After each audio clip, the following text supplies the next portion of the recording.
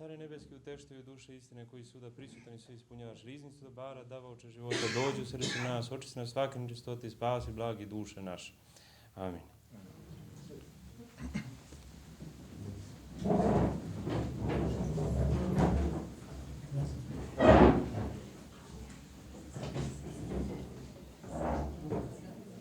Časni oci, drage braće i sestre, pomaže Bog i dobrodošli na ovo predavanje s blagoslovom našeg episkopa, gospodina Justina, episkopa Žičkog, i u organizaciji Bratstva Hrama Svete Trojice.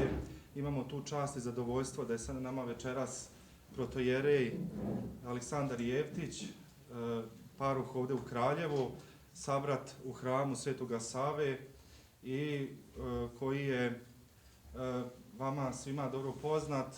On je prošli put ovdje, prošle godine držao predavanje na temu depresija, a večeras je ovdje da govori o jednoj također aktuelnoj i gorućoj temi, a to je anksioznost i brige, ali naravno iz pravoslavne ili iz ove perspektive duhovnosti.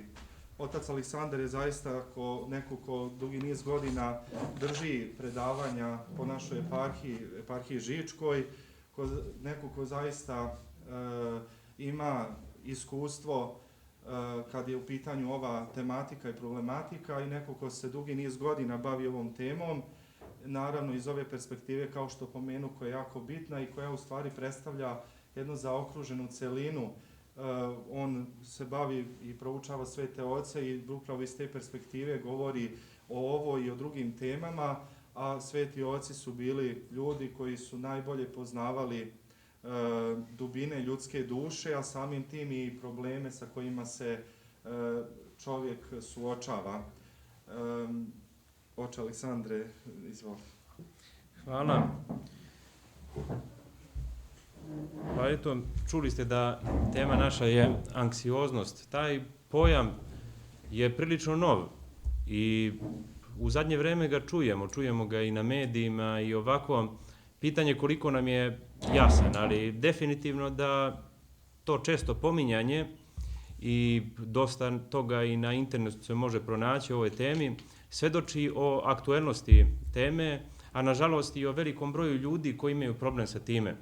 Neke statistike govore da posebno u populaciji od 25 do 35 godina starosti je neverovatna ta linija uspona ljudi koji imaju problem sa anksioznošću. Prodaja lekova i tako dalje, svedočanstvo je u prilog tome da je uzelo maha. Anksioznost je strana reč i kad je tako kažemo nekako zvuči mistično i neuhvatljivo i ona u suštini takva i jeste. Kada bi je prevodili na srpski, otprilike mogli bi upotrebiti mnogo reči. Strepnja, zebnja, uznemirenost, mnogobrižnost, strah od nepoznatog. I ono što je posebno meni se učinilo važnim, a to je strah od straha, negdje sam pronašao. Jer postoji mnogo strahova i nisu svi strahovi loši. Znamo da je to odbrambeni mehanizam i, kako kažu to u psihologiji, bori se ili beži u određenim trenucima, pravi se procena. Ima trenutaka kada je strah jako važan da bi čovjek na pravi način doneo odluku. Evo, navešću vam primjer iz svakodnevnice. Čovjek koji voli da vozi biciklo, ona koji ide saobraćajem, posebno u ovim našim uslovima koji su takvi da nije regulisan saobraćaj za biciklističku upotrebu, on može da se desi da uđe u problem ako određen vozač ga ne primeti ili ne zna kako se ponašati prema biciklisti kao ravnopravnom učesniku saobraćaja ukoliko nema biciklističku stazu. Znači, ne može mu se svirati, ne može se očekivati da se on pomeri, on je ravnopravan učesnik saobraćaja. Međutim, pošto to mnogo vozača ne zna, on je u izuzetnoj opasnosti da od pojedinih bude udaren i da doživi velike povrede. I u tim trenucima zaista on često može sebi da spase ili život ili da se spase od nekih ozbiljnih preloma. Međutim, ako taj biciklista neprestano sevši na biciklo razmišlja o tome kako će ga neko udariti, osvrće se pozadi da vidi da li kola idu za njim, gleda svaki čas sa desne, levne strane, da li mu je preblizu ivičnjak, da li su kola preblizu, da li mu je neko svirao, on može doživeti itekako da sam učestvuje u pravljenju problema. Tako i u životu. Znači, opasnosti postoje svuda oko nas, ali je pitanje koliko su one česte i koliko su realne, a koliko smo mi preuveličali to, očekujući neprestano da nam se desi nešto negativno. I upravo svi ljudi kroz takav način života imaju mogućnost da postanu anksiozni.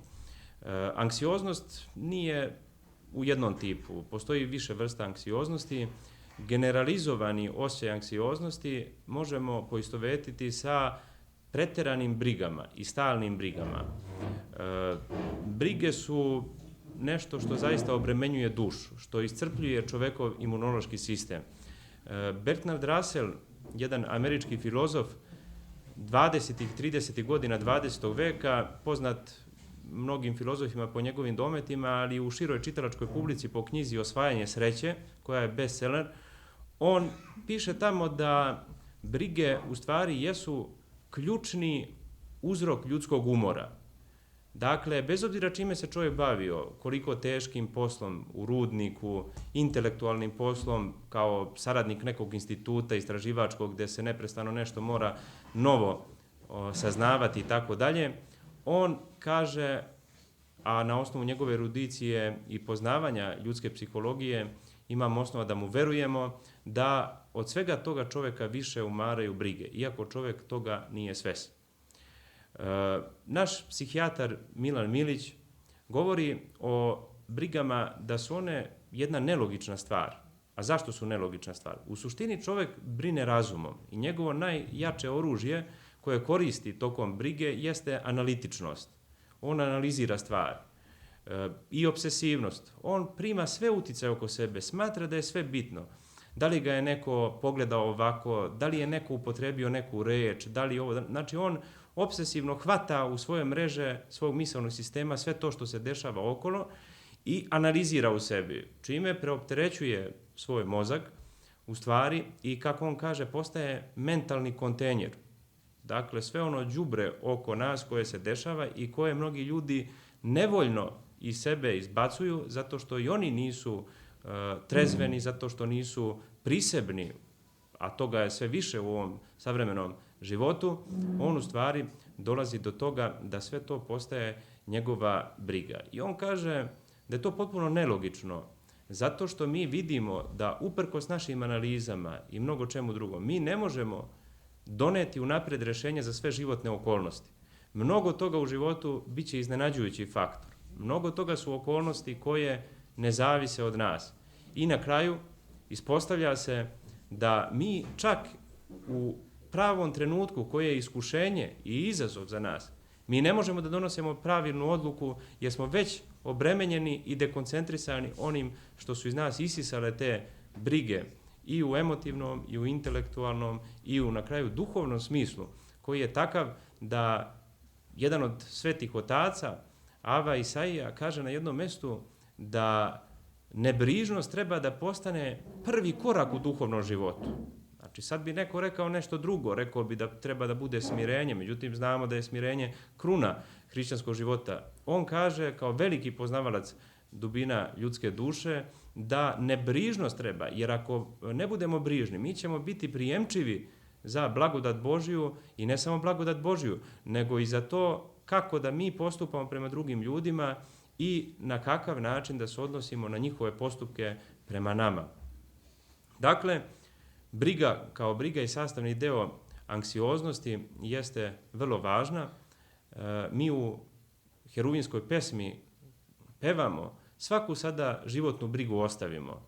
I to zaista jeste taj trenutak svete liturgije koja je udaljavanje od ovoga sveta. Ona je preobražaj ovoga sveta, ali kako i Gospod govorio, oni nisu od sveta. Dakle, mi u trenutku svete liturgije ne pripadamo više palom svetu.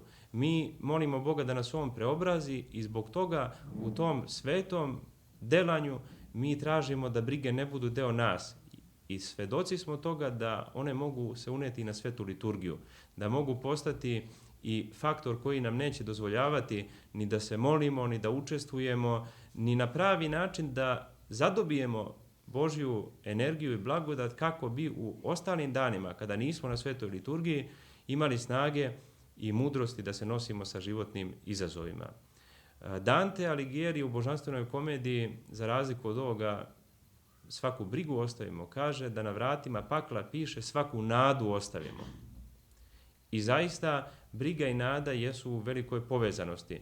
Čovjek koji brine, on preuzima ulogu spasioca na samoga sebe, a onaj koji se nada uvijek ostavlja prostor za Boga.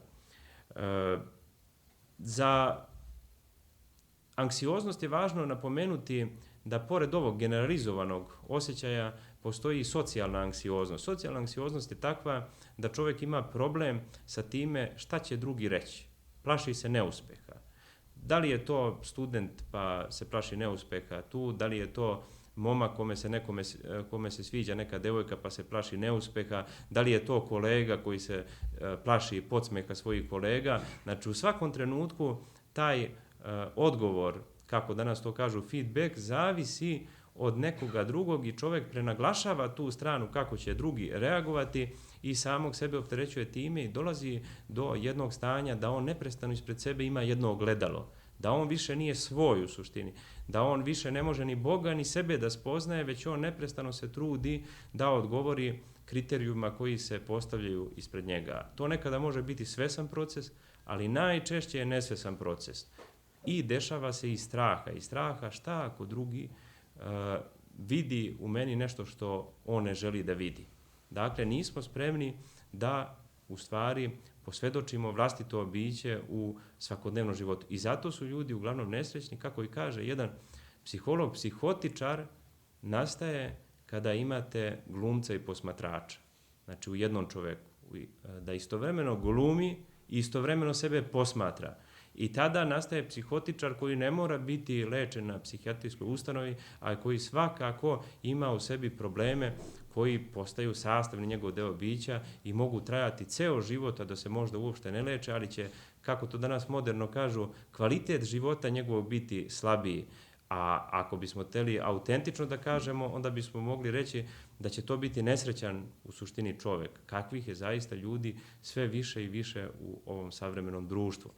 Pored ovog poremećaja postoji takođe i panični poremećaj, to je užasnutost, prosto čovjek da ima paralizujući strah, razne fobije, fobije od otvorenog prostora, fobije od zatvorenog prostora, fobije od visine i veoma važan poremećaj, obsesivno-kompulzivni poremećaj, koji malo rogobatno zvuči kada se pomene, ali je vrlo prisutan, može biti ovako najjednostavnije opisan kada čovjek ima potrebu nekoliko puta da se vrati, da proveri da li je zaključao vrata, da li je ugasio šporet, da li je ovo, da li je ono, i kada to prelazi granicu te bezbednosti, a on sve češće vidi da jeste to uradio, ali ima potrebu da iznova.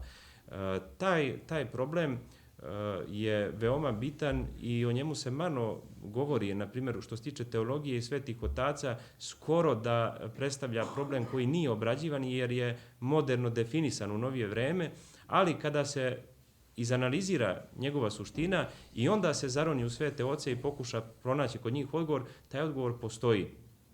I što je vrlo značajno, on je potpuno isti kao i odgovor različitih disciplina psihologije i psihijatrije koji su ozbiljne, ne improvizuju, nego se bave istraživanjem. U tome se krije osjećaj krivice. Dakle, čovjek osjeća strah jer osjeća da je kriv. Sada je veliko pitanje za šta je kriv. Da li on osjeća neki greh koji ga muči na savesti ili ima čak mogućnost, a to je sve u nekim novim istraživanjima lakše potvrditi, čak prenatalnog perioda gde je eventualno bila neželjena trudnoća, pa je ta krivica preneta na njega i tako dalje, ili se majka plašila kako će materijalno u tom trenutku, ako su bile 90. godine ili neke, kako će to mogu biti srećan brak, ali se ona plašila kao majka kako će to dete izdržavati, s obzirom da su gubili posao i tako dalje. Znači mi kao konkretno narod smo prošli tu prenatalnu krizu, veliku prenatalnu krizu, koje su mnoge majke osjećale, čak i ako su bile voljene od svog supruga i bezbedne i tako dalje, a da ne govorimo o situacijama gdje to nije bio slučaj.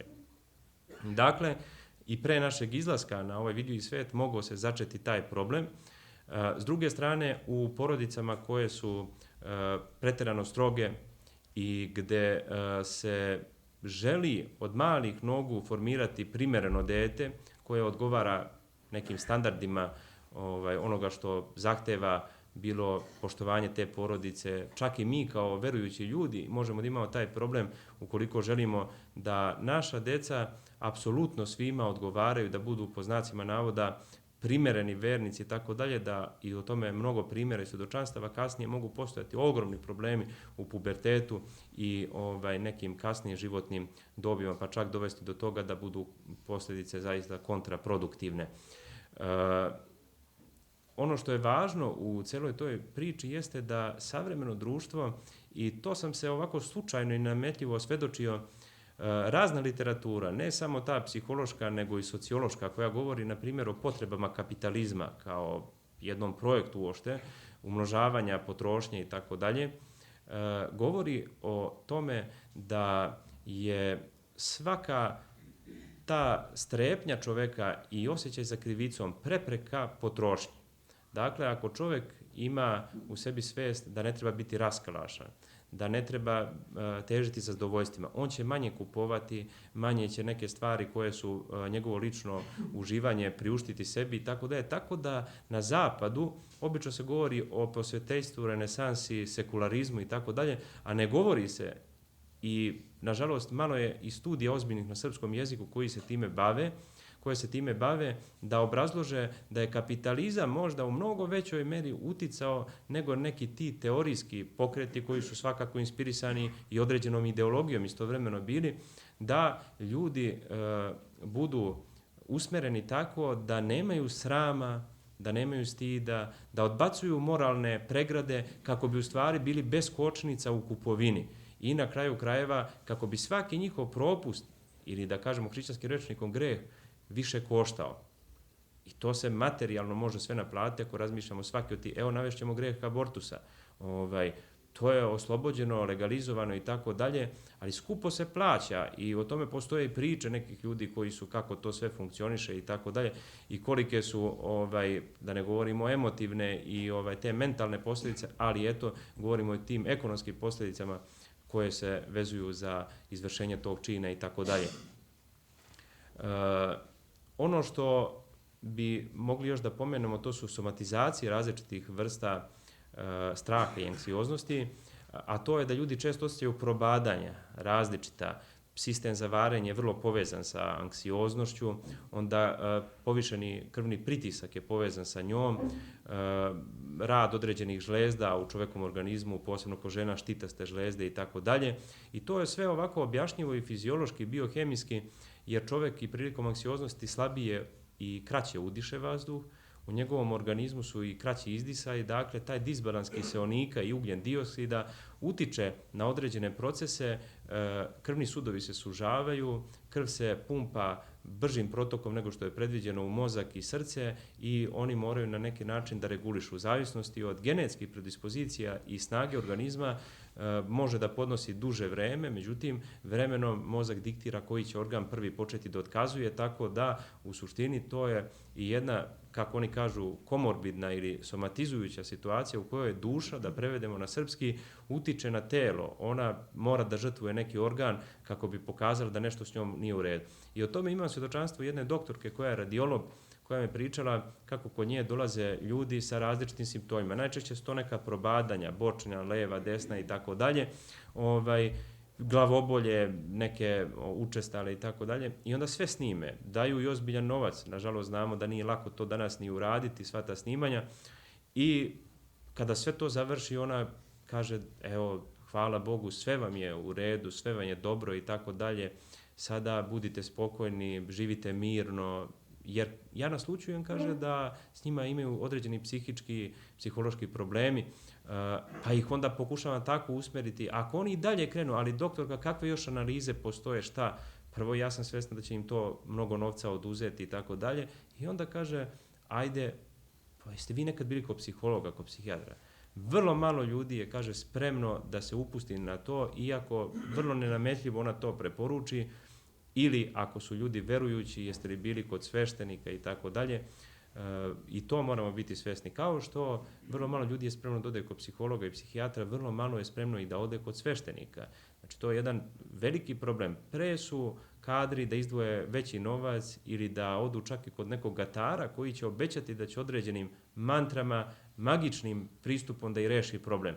Jer to je kratkoročno, brzo se po znacima navoda obećava rešenje i oni su spremni da idu mnogo pre na to nego na neki proces lečenja koji je najčešće jedini delotvoran i u nekim situacijama može pomoći samo sveštenik, a u nekim trenucima je zaista neophodna pomoć i uključenje i psihologa i psihijatra ako je već sve uzelo maha. To su ti poremećaji koji su vezani za anksioznost, a koji su raznoliki i na kraju isto im je ime anksioznost. Ono što bismo mogli navesti za problem anksioznosti da ga karakteriše, to je odlaganje obaveza. Dakle, ljudi koji su anksiozni, oni mogu neprestano odlagati obaveze u strahu da će te obaveze doneti loš rezultat.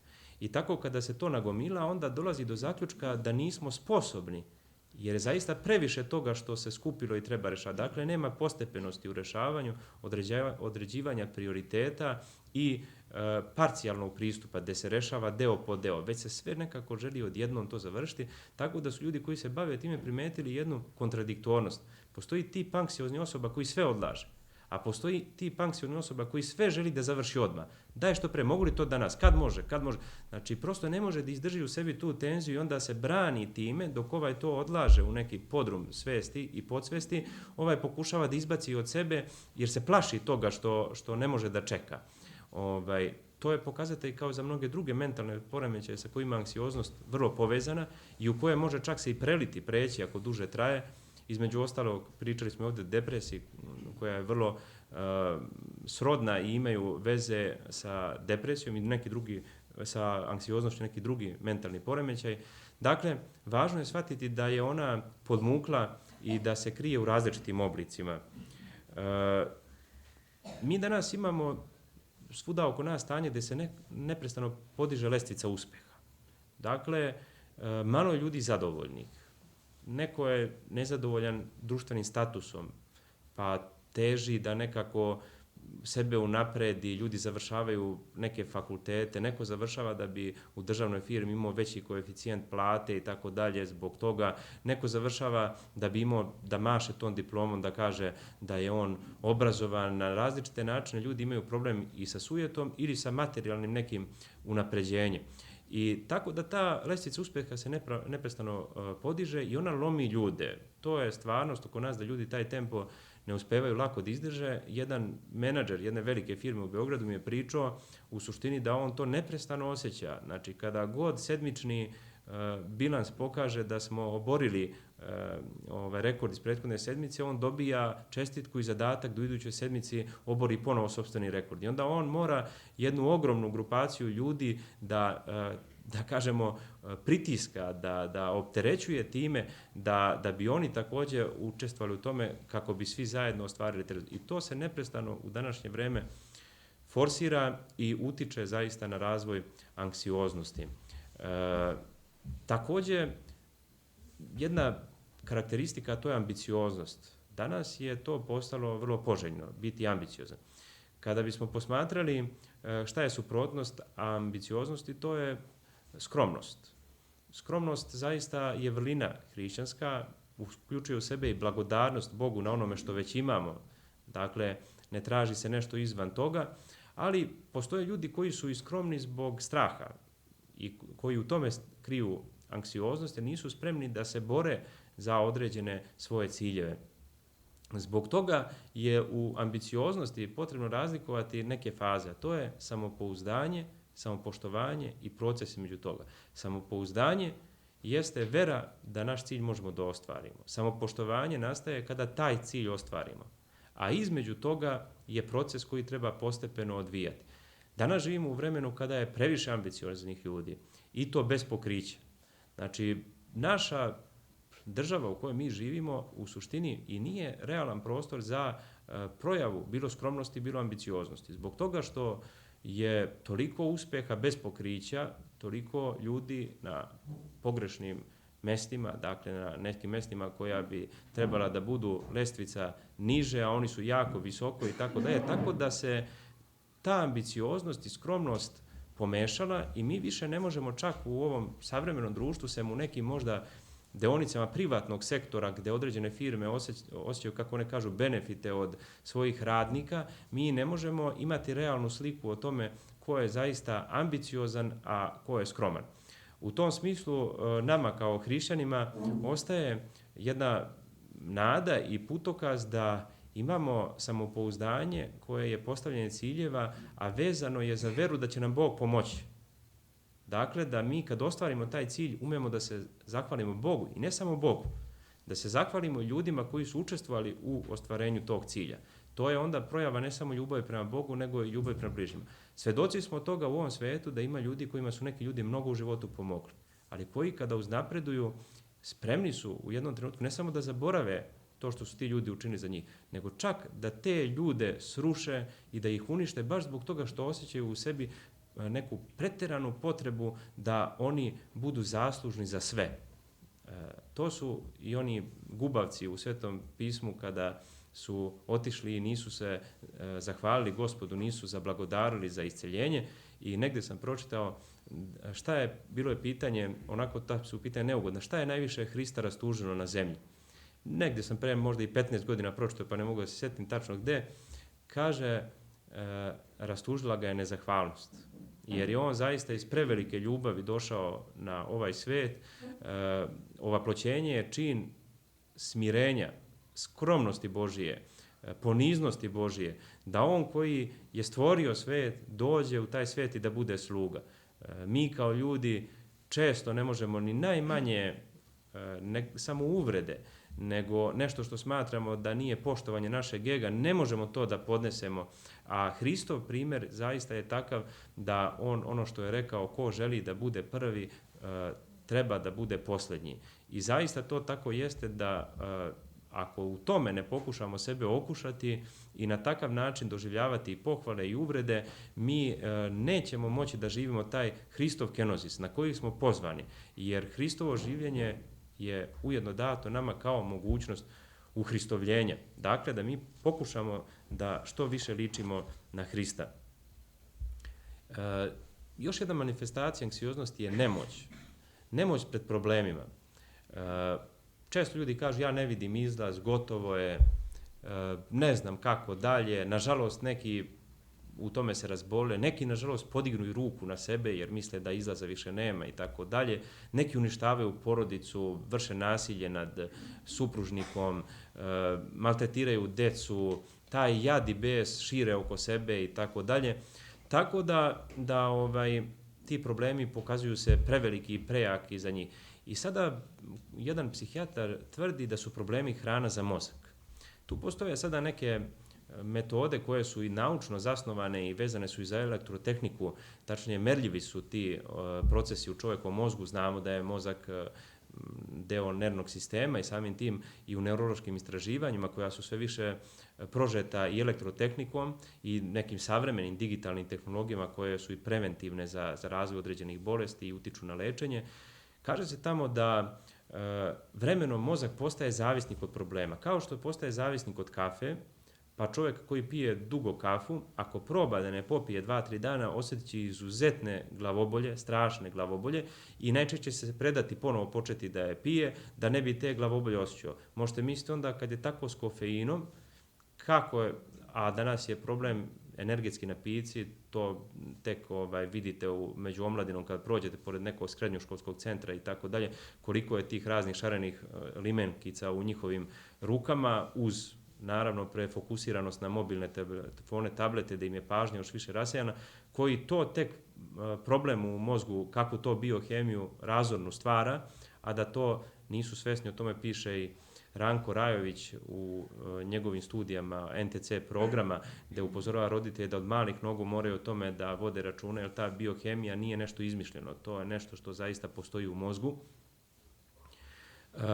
Možete misliti onda kako je sa nekim jačim supstancama, kako je sa nekim zavisnostima od narkotika, heroina i tako da je, koliko oni stvaraju jake veze u mozgu i probleme. Naravno, tu su određeni problemi ne samo vezani za te supstance koje unose ljudi kao zavisnici, već i za određene procese gde se ne luče na pravi način hormoni određeni, posebno među njima serotonin, koji je jako važan za anksioznost, i određene tablete koje se daju. Ljudi su često protiv tableta i ja razumem i zašto su često, jer se često daju ovlaš tablete, ne posvećuje se pacijentu, ne analizira se on kao ličnost, postao je samo čovek u čekaonici koji što pre treba da se primi, da se pusti, ne da mu se pravi lek, ne da mu se prava doza, nema redovnih kontrola i tako dalje, što je sve neophodno.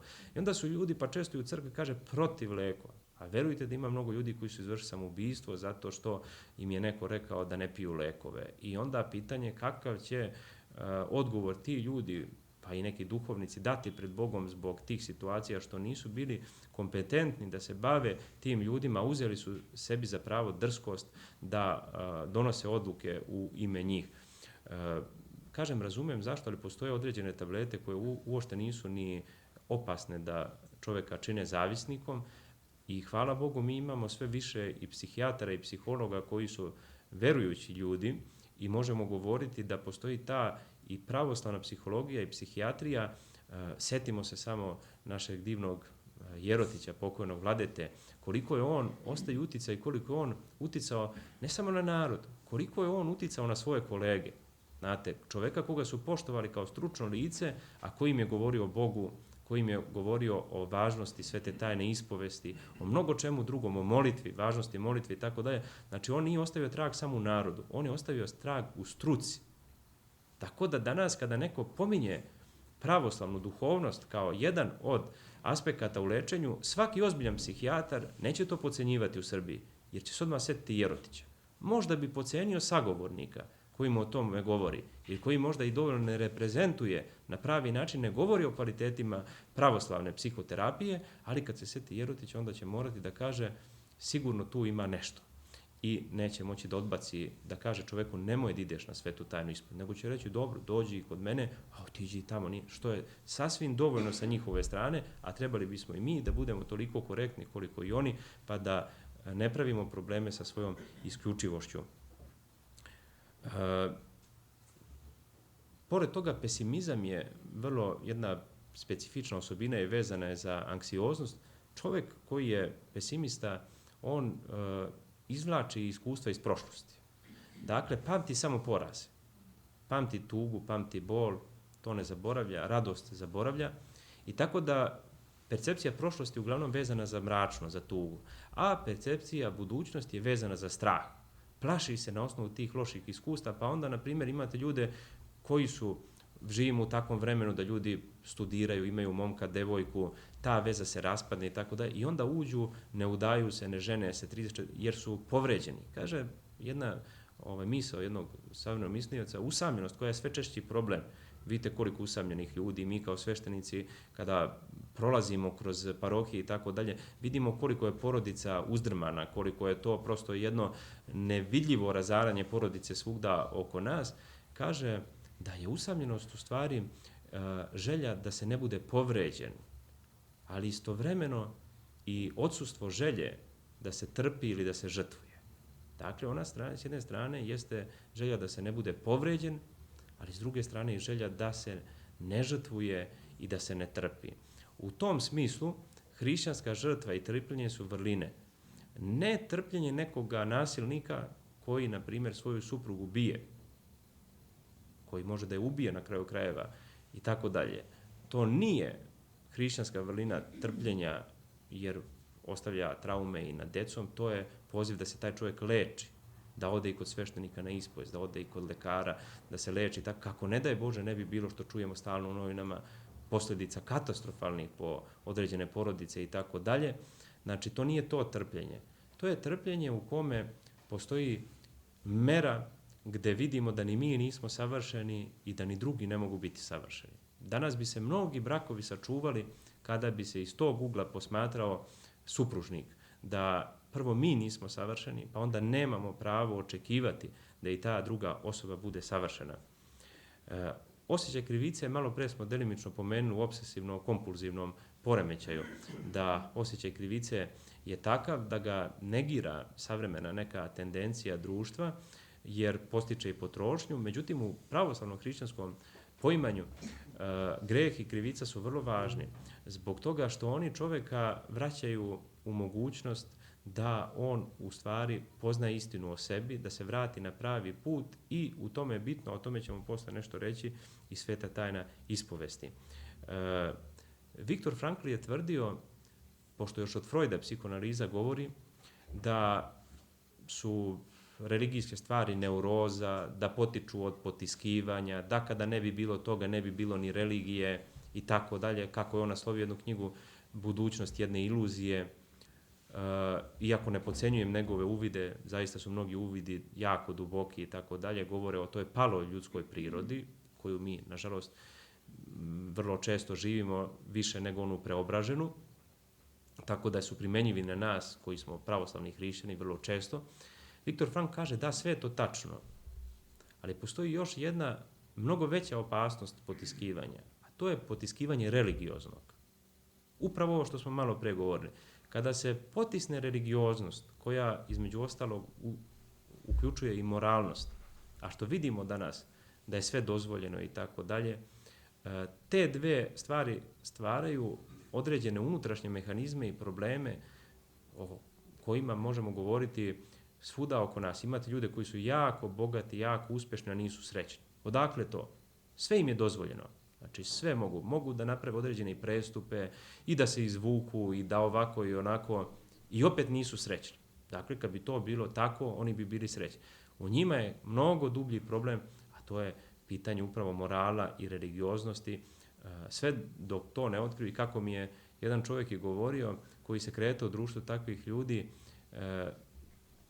potpuno je dovoljno čoveku da ode na liturgije nedeljom i praznikom i da bude zadovoljan i srećan čovek. Ako zaista u veri vidi taj dragoceni biser.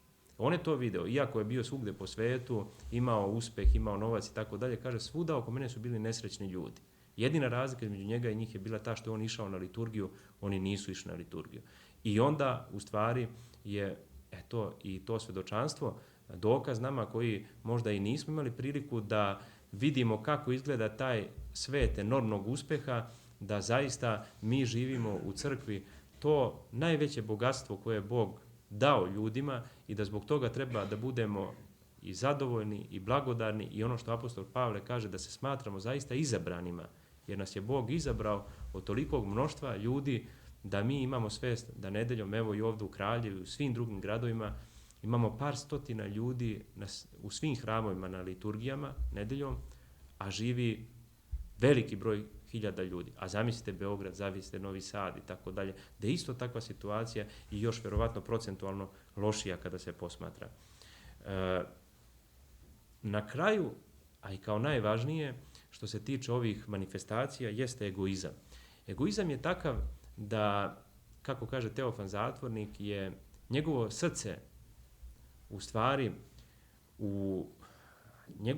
sad ćemo da nađemo tu misao svetog Teofana Zatvornika, iz njegovog korena srca rastu 3 stabla, samouznošenje, koristoljublje i ljubav prema uživanjima, koja krošnju šire nad sve oko sebe. Dakle, samouznošenje, želja da nas svi hvale, nemogućnost da podnesemo uvredu, koristoljublje, želja da materijalne okolnosti oko nas idu u našu korist i na kraju ljubav prema uživanjima, a to je nespremnost da se podvizavamo, jesu posljedice egoizma. Po svetim ocima strah je strast i njen najdublji izvor jeste u stvari strah od smrti. Međutim, taj strah od smrti ima jednu drugu osnovu, a to je želja za životom. Adam je želeo da ima život. Kad je shvatio da je promašio, da je pogrešio, on se nije samo uplašio smrti, nego je zažalio zbog gubitka punoće života sa Bogom. Dakle, taj problem nema negativan predznak, on ima pozitivan predznak. Da strah potiče od toga što mi znamo da možemo bolje. Mi se ne plašimo samo kazne, nego znamo da postoje neki lepši krajevi, neki rajski krajevi u našoj duši koji bi nam doneli mnogo toga što je Adam propustio. Dorotej Gaski o tome upravo i govori. Evo sada su ratna dejstva u Gazi i mi treba da se učestvujemo i molitveno u tome, jer ta Palestina i taj deo Gaze je poznat po izuzetnim podvižnicima. Ne samo manastir Porfirija Gaskog koji je nedavno bio u medijima, nego tu su i taj divni Ava Dorotej, čiji je podsjetnik pustinskog trezvoumlja preveden na naš jezik u hilandarskom izdanju, Sveta Pelagija Palestinska i mnogi drugi oci podvižnici su živjeli na tom prostoru i treba da zaista molitveno saučestvujemo da se taj sukob okonča. Pored tog straha koji je strah od gubitka života i bića, Sveto pismo veliča strah Božiji. Kaže, strah Gospodnji je početak mudrosti. I toga ima mnogo, ne samo u psalmima, nego najpre u toj mudrosnoj literaturi, u pričama Solomonovim, u knjizi o Jovu i tako dalje, gde kaže da bojte se Boga, bit će pomilovani oni koji ga se boje, pa i na jutarnjoj službi u psalmima koji se čitaju, neprestano čujemo to da će biti pomilovani oni koji se Boga boje. Ali šta znači taj strah? Taj strah znači ne želeti da ožalostimo Boga, da izneverimo njegovu ljubav. Znači, mi se ne bojimo Boga kao nekog surovog sudije koji će da nas kazni zato što smo mi pogrešili i iz čega može da nastane ta obsesivno-kompulsivna problematika, već treba da budemo u situaciji straha zbog toga što ne želimo da ražalostimo Boga. To je veoma važno razlikovanje. Vrline koje bi se mogle suprotstaviti strastima, strah i anksioznost su na prvom mjestu misli. Dakle, kognitivne šeme u koje čovjek sebe zarobljava stvaraju naviku na koju on misli. Tako da, evo primjer jedan, možemo vidjeti na parkingu nekoga ko je pretjerano približio kola nama i tako dalje, možemo se s njim raspravljati zašto je to uradio i sutradan zateći izgrebana kola. Mi ćemo posumnjati na tog čoveka. A tuda su prošla neka deca poslije toga koja su se igrala i izgrebala kola. Dakle, o tome postoje svjedočanstva i u žitima sveti, da su određeni jurodivi svetitelji posećivali, na primjer, javne kuće, da bi davali novac tim ženama da bi se oslobodile iz ropstva prostitucije i da su ih neki posle optuživali, da su oni išli tamo radi sopstvenih prohteva i nikada nisu saznali. Zato su ti jurodivi i najveća tajna hrišćanstva zbog toga što nisu želeli da budu hvaljeni ljudi, da njihov podvig bude pohvaljen. Zato moramo biti oprezni kad donosimo sudove o ljudima i isto tako kada donosimo određena negativna predviđanja koja su ukorenjena u anksioznosti, mi moramo shvatiti da u nekim trenucima postali smo robovi tih naših kognitivnih šema. Molitva je najbolji način za lečenje. Sveti oci su govorili o čuvanju misli, o pažnji, stražarenju budnom nad samim sobom i stoga je važno napraviti razlikovanje uma i razuma, gde razum kao onaj činilac koji misli je često i najčešće vezan za ovo zemaljsko. I on neprestano kalkuliše između gubitaka i dobitaka. Dok um ima kao prvi posao i osnovni posao da pozna Boga. Kada poznaje Boga, on šalje to blagotvorno dejstvo na razum i čovjek i u svakodnevnom životu, u donošenju određenih odluka, biva u stvari prožet tim duhovnim nastrojenjem u kome nešto može i podneti kao gubitak i kao sopstvenu štetu, a da pritom ne bude izneveren kao glup, kao poražen, kao neko ko nije dovoljno spreman da se bori sa ovozemaljskim izazovima, nego ko će shvatiti da u stvari mu to nije bilo na štetu, nego na korist i na spasenje. To je ono što čini molitva i jako važna reč trezvenost. Emilijan Simonopetrijski, manastir Žiča, je preveo nekoliko njegovih knjiga koje preporučujem, gde govori da je drugo ime za trezveumlje pažnja, gde mi imamo danas razorenu pažnju, a upravo nam je trezumlje potrebno, dok on kaže pažnja je metod, a sadržaj je Isusova molitva. Kada danas poslušate neka predavanja o anksioznosti i tako dalje, čućete kao preporuku i fizičku aktivnost i korišćenje B vitamina i lekove i ovo, ali od određenih duhovnih disciplina joga, svugde joga, kao i za joga, meditacija i tako dalje. Ako posmatramo iskustvo pravoslavnog života i sihastičke molitve, ona potpuno ide iznad toga. Dubok uzdisaj o kome oni govore, zadržavanje par sekundi koliko može, a to se vremenom povećava, taj kapacitet i pluća i mentalne koncentracije, dubok izdisaj, maksimalno uz reči Gospodi Isuse Hriste pomiluj me, utiče na parasimpatički autonomni nervni sistem koji postoji pored simpatičkog. On se vrlo retko uključuje, parasimpatički nervni sistem. Dokazano je da takav vid disanja ga uključuje. Lekari su govorili o određenoj šupljini u dijafragmi koja se stvara i koja obezbeđuje taj prostor tako da neki ljudi su u mogućnosti da naprave za minut samo 2 uzdisaja i izdisaja. Sveti oci su zbog toga optuženi da su pupkogleci. Zapadni intelektualci, među kojima Varlam, optužili su i da gledaju u pupak i tako dalje, kada su oni pre svih savremenih neurobeležaka, potpomognuti, kažem, i elektrotehnikom i digitalnim tehnologijama, u sebi osjetili prostor da upravo na takav način steknu mir i čak neprestanu umnosrdačnu molitvu. Mi danas često se odričemo toga i smatramo da je to eto tako nekad bilo, danas ne. Verujte mi da u ovom današnjem vremenu punom stresa, punom užurbanosti bi nam svima nasušno bila potrebna takva vrsta praktikovanja Isusove molitve u trenucima kada imamo priliku, a i u trenucima kada nisu savršeni uslovi, pokušaj da se ona u sebi izgovara kako bi u stvari oplemenila naše biće i dala nam mogućnost koncentracije, između ostalog i na liturgiji, pa ćete kroz neko vreme osjetiti kolika je razlika prisebnosti učestvovanja u liturgijskoj molitvi u onim trenucima kad smo se spremali tom Isusovom molitvom i u onim trenucima kada nismo. Pored molitve, vera, nada, ljubav. Gospod svuda govori, ne bojte se, ja sam pobedio svijet. Ne boj se, samo veruj. Maloverni, zašto posumnja? Pa učenicima koji su uplašeni na moru, zašto ste se uplašili? Sav strah on pripisuje neverju. Dakle, nama je vera nasušno potrebna kao dar Božiji u nama i kao priziv Boga kako ne bismo imali strah. Jer mi ako imamo strah od ovozemaljskih stvari, nećemo imati strah od Boga. A ako imamo strah od Boga, nećemo se plašiti ničega. I to je ona stara naša, ne bojim se nikoga do Boga, kad kaže Marko Kraljević. To je pravoslavno iskustvo da upravo čovjek koji doživi strah Božji na pravi način, ali kao početak mudrosti. Pazite, strah Božji je početak mudrosti. Početak, ne kraj. Šta je kraj? Pored nade, to je ljubav. Ljubav o kojoj možda najlepše piše sveti Jovan Bogoslov i koji govori da ljubav izgoni strah napolje. Pazite, to on govori u poslanici 1.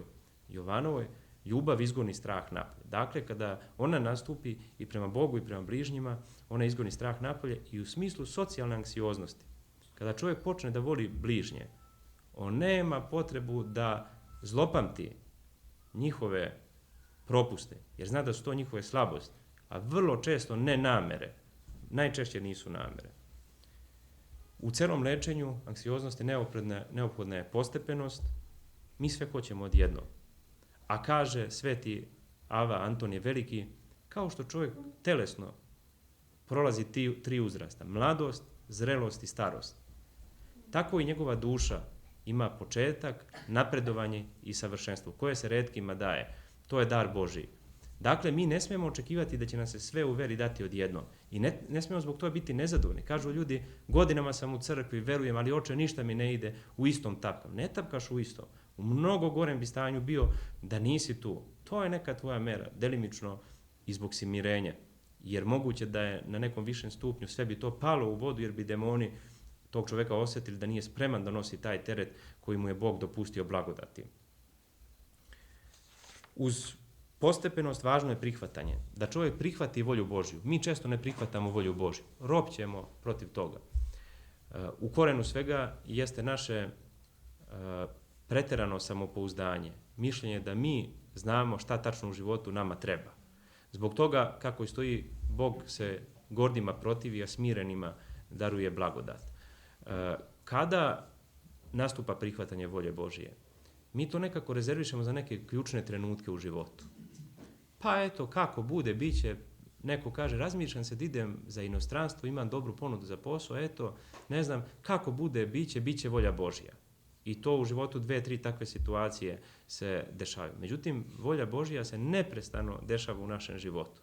Ako se mi molimo da volja Božja bude sa nama, naše odluke koje donosimo, čak i u trenutku ako su pogrešne, Bog će uspjeti na svoj način da projavi takvima da ne budu štetni ni za nas, ni za naše bližnje. Ali zato je potrebno da se zaista molimo da Bog, uprkos našim željama, mišljenjima, na kraju On udari pečat. I tada ćemo moći nositi svaki krst koji nam je dat, pa i ako nam se ne sviđa.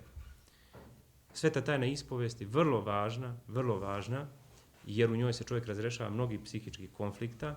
To mnoge terapije govore, beležite svoje misli, analizirajte, seanse koji idu tako. Mi to imamo u tom trenutku da čovjek reši da otvori sebe pred sveštenikom koji je nemi svedok i molitvenik pred Bogom koji nikome neće preneti to, a đavo čovjeka ubeđuje da ne treba da se ispovedi i nažalost mnogi propadaju na različite načine u tome stanju, iako nam je kao pravoslavnim hrišćanima data neprestano ta mogućnost da svoju dušu tih čvorova lišavamo, da se oni ne usložnjavaju i ne prave sve veće probleme.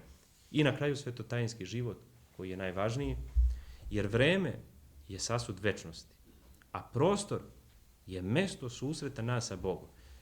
Duša i telo saopštavaju jedno drugome sebe, kaže sveti Jovan Lestvičar. Dakle, mi smo bića koji žive vremenu u prostoru. Mi ne možemo biti pobožni u nekom kutku, u nekom isječku vremena i tako dalje.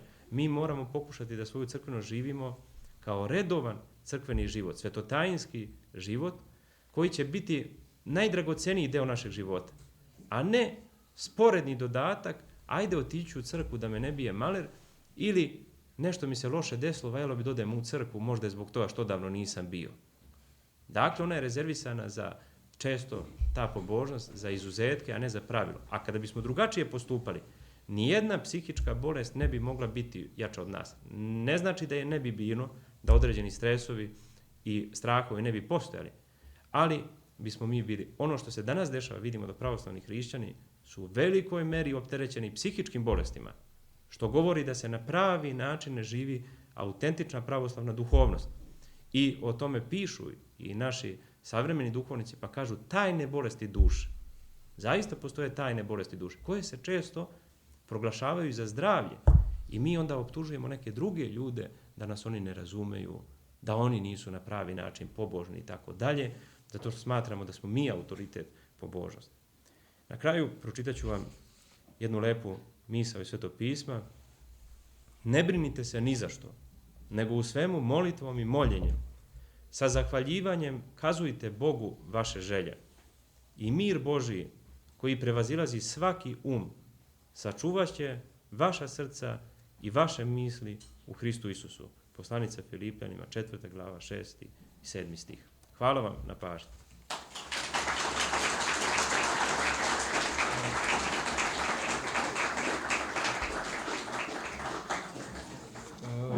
Ovako, da li neko od vas želi da postavi pitanje ocu Aleksandru vezano za ovu temu o kojoj govorio?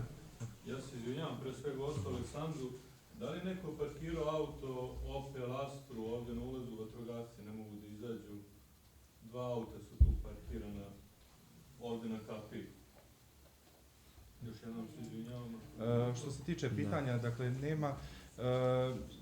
Hvala vama što ste odvojili svoje vrijeme da dođete i da poslušate oca Aleksandra. Hvala također i tebi, oče, što si došao ovdje. I samo da kažem da ko bude htio može da posle, kada izađete odavde, da kupite knjigu.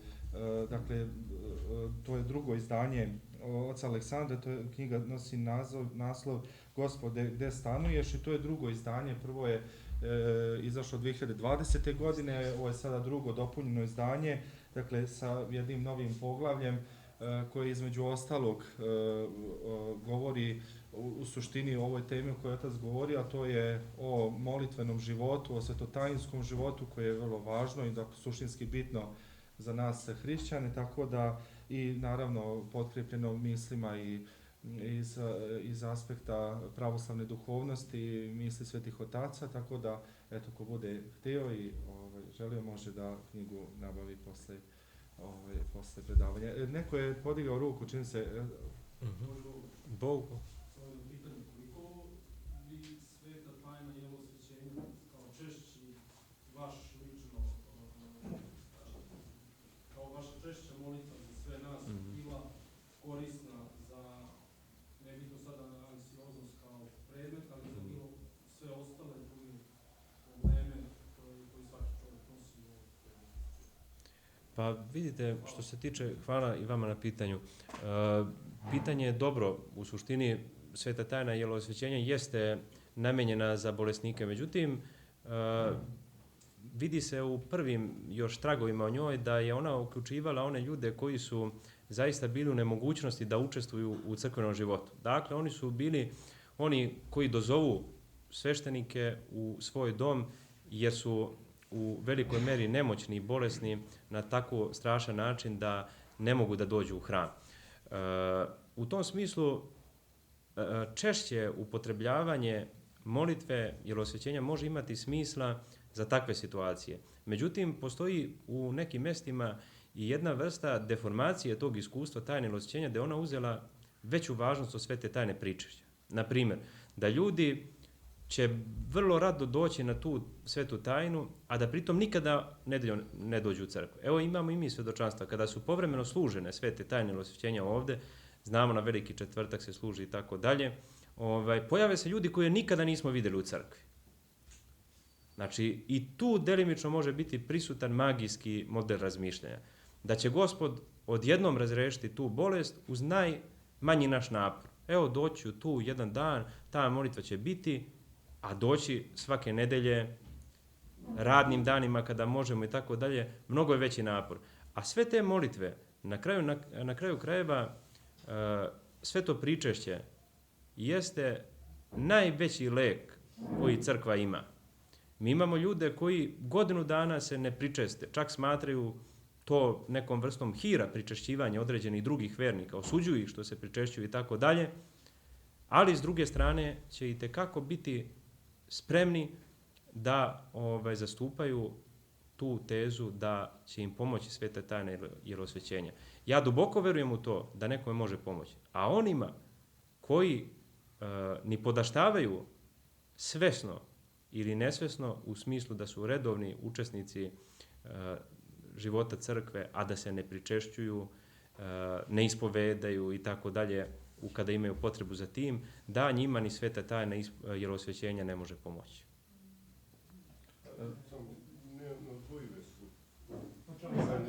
I tako što kaže otac Mile, sve te tajne su neodvojive, znači one su jedno isto iskustvo svetotajinskog života crkve.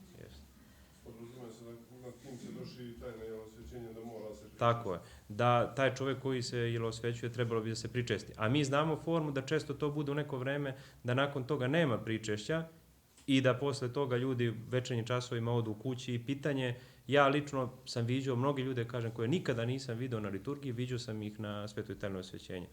Što opet svedoči o nekom magijskom pristupu. Da. Izvolite. Oče Aleksandre, zamolio vas kratko ako možete da kažete povezano sa anksioznosti sa snovima. Da. To dodatno još ozbiljno urušava kvalitet života. Jeste.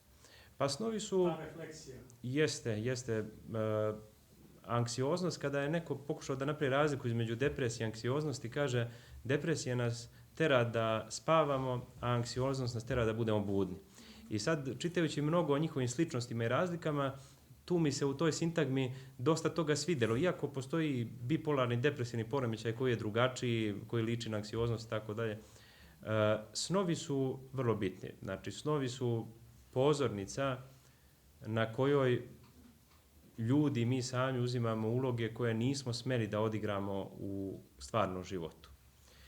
Jerotić je govorio, kada mi neki ljudi kažu da ne sanjaju, ja se, kaže, malo zabrinem za njih.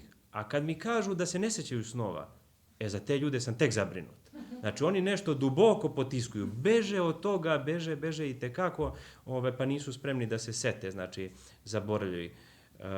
Anksioznost narušava san i u velikoj meri utiče na probleme kasnije, postoje, i ona može se reći da je u tom smislu somatizujući problem, kao i drhtavica i znojenje i ubrzan rad srca i nesanica je isto tog tipa problem.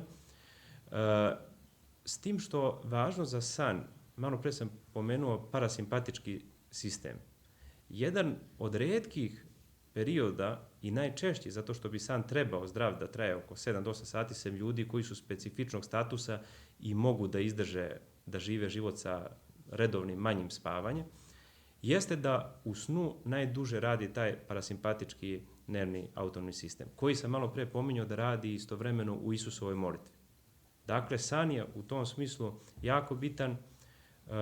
O njemu je pisao naš Ivan Nastović vrlo značajne studije, a u Svetom pismu se snovi pominju kao vrlo bitni. Određena i otkrivenja se dešavaju u snu, tako da san ne treba podcenjivati, ali mislim da bismo došli do teme snova, mnogo je ovih svakodnevnih tema, briga koje ljudi imaju, koje bi trebali prvo misaono da razlože, a san bi bio jedna kruna njihove borbe sa anksioznošću, što bi u suštini mogla bude i pobjeda ako poboljšaju san, da bi značilo da su i pobedili anksioznost. Još jednom, u ime bratstva našeg hrama, hvala vam što ste došli i svako dobro.